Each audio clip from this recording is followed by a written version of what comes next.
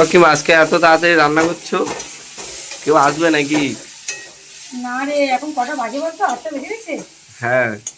আর actually আজকে রান্না করার কারণ হচ্ছে আমার মেয়ের আজকে নাচ আছে আর স্কুলের প্রোগ্রাম আছে 10টার দিকে, তার জন্য দেখো।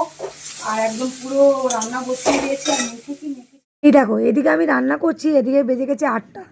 মেয়ে চটপট রেডি হচ্ছে, স্কুলে যেহেতু প্রোগ্রাম আছে ঝটপট রেডি হচ্ছে। আগে যখন ছোটো ছিল না, আমাকে তৈরি করে দিতে হতো। তার আগের দিন রাত্রেবেলা দোকান থেকে এসে, আমি যখন ও 3 বছর থেকে নাচ করছে, আমি কি করতাম জানো তো?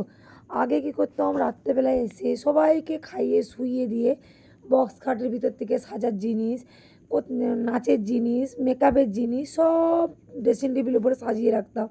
তারপরে সকালবেলা মানে যেহেতু যখন সকালবেলা প্রোগ্রাম হতো তখন সাজিয়ে নিয়ে চলে যেতাম। আর এর নাম হচ্ছে রিয়া, যে দোয়েলকে সাজাচ্ছে, মানে চুলটা বেঁধে দিচ্ছে আর শাড়িটা পরিয়ে দিচ্ছে।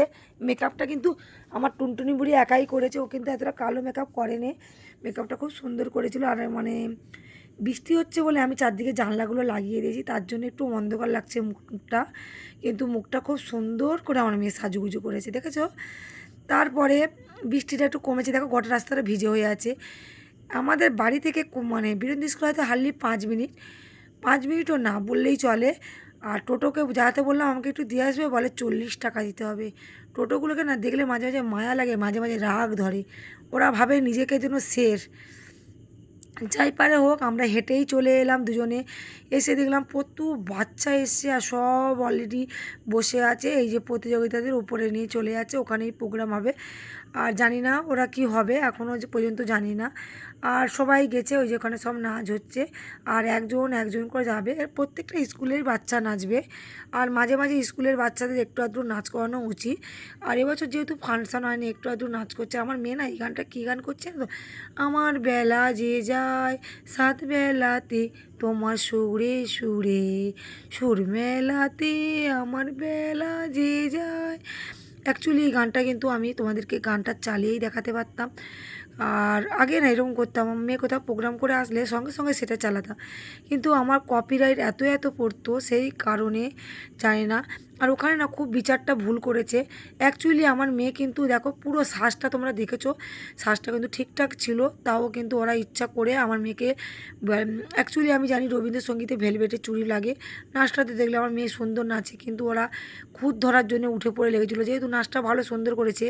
আর ওরা কী করেছে, ওদের যা মানে যাদেরকে মনের মতো লেগেছে, মানে যাদের কাছে যারা নাচ শেখে সেই সব জাজরা তাদেরকেই পছন্দ করেছে, বুঝতে পারছি, এটা সব জায়গায় হয়ে থাকে।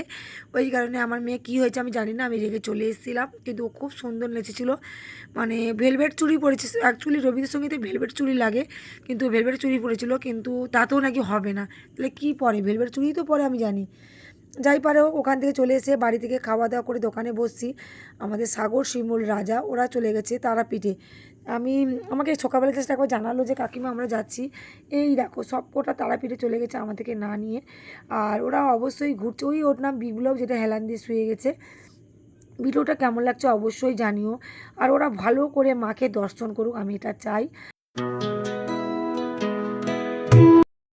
ভিডিওটা কেমন লাগলো অবশ্যই কমেন্ট বক্সে জানিও। আজকে ভালো মন্দ মিশিয়ে সারাদিনের ব্লগটা আমি যেহেতু অল্প করে দিচ্ছি, তোমাদের যদি ভালো লেগে থাকে অবশ্যই কমেন্ট করো, তাহলে বেশি বেশি বড় বড় ব্লগ দেবো। আর তোমরা ভালো থেকো, সুস্থ থেকো, আর প্রচুর প্রচুর আমার আমার ব্লগগুলো দেখতে থাকো। আর প্রচুর প্রচুর সাবস্ক্রাইব করো, আর প্রচুর প্রচুর শেয়ার করো। আর হ্যাঁ, আমি কিন্তু ফেসবুকে চলে আসি 3টের সময়, আর সুমিতাস ব্লগ চ্যানেলে 8টার সময়।